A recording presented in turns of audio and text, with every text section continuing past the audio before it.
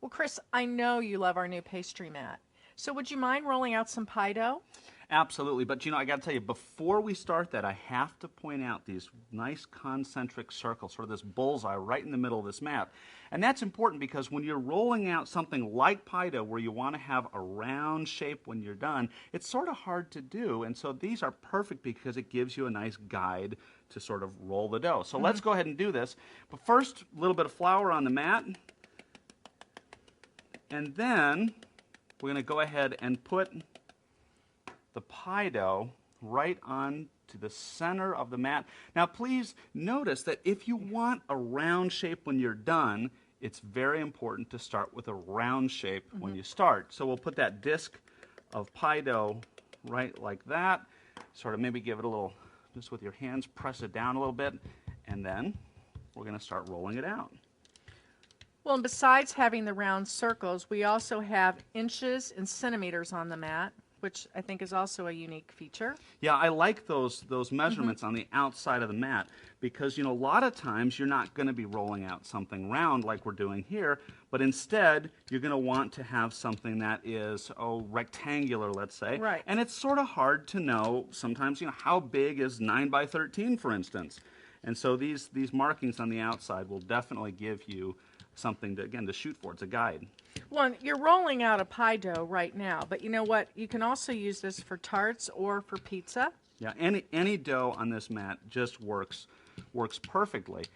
And I have to tell you, one other thing just about pie dough is you want very, very minimal amount of moisture, and you want a lot of fat in the dough because what that does, that's what gives you the flakiness that everybody wants to see in a pie dough, and it also sort of helps resist sogginess, and so you have a much better textured dough when you're done.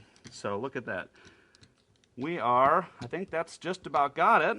So now let's go ahead and put it into our deep dish pie plate.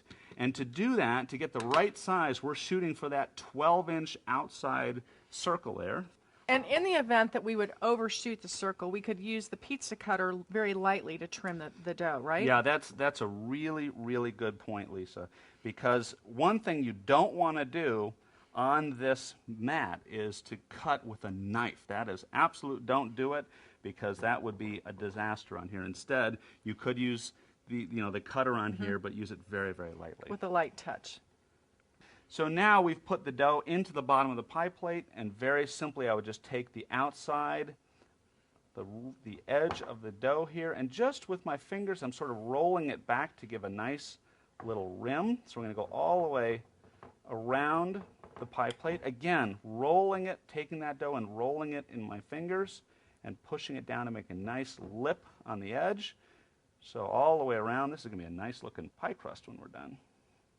Well, I think consultants are really going to appreciate understanding how to roll a pie dough on our new pastry mat. It is really a perfect mat for rolling out these kind of doughs. Just perfect.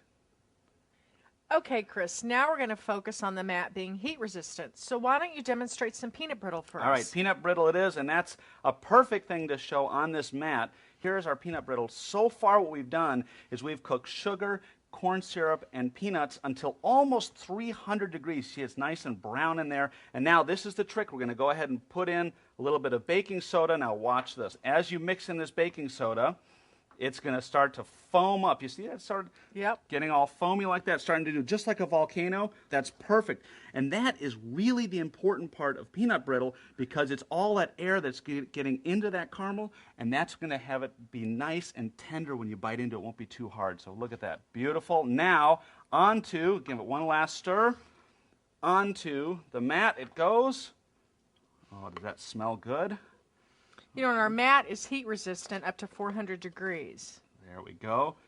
And then we're going to go ahead and fold the mat over. Now remember, this is very, very hot, so you have to be careful. Now, go ahead and take the oven mitt and just very gently press it down. We're going to flatten that peanut brittle.